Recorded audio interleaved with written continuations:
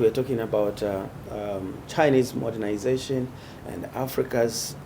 own pursuit of modernization. I'd like to submit, however, here that whereas that is the case, I think it is a recognition that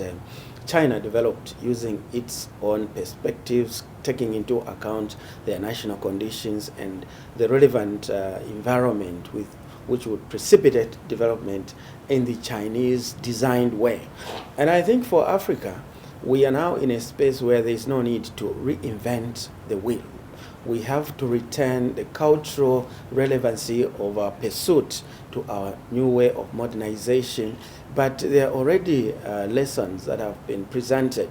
by the China case, because the history of China, 40 years ago, China was at the level of many African countries in terms of development. And therefore, that within the 4 decades of the lifetime of our living on this planet, we've been able to see transformation from a third world developing country into the first world, and now in contention to be the lead economy on the global stage. I think that there are better lessons that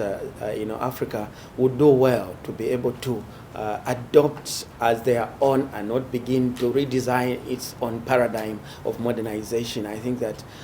China and Africa has a lot to share in terms of history, and therefore working together would speed up the opportunity for Africa to be able to catch up with the rest of the world in terms of its modernization agenda. Well, I think I must start on the premise that I wouldn't blame the Western media for the narrative and rhetoric that they have peddled all these many years. I think that it serves their interest, and that is why it is important that in response to that,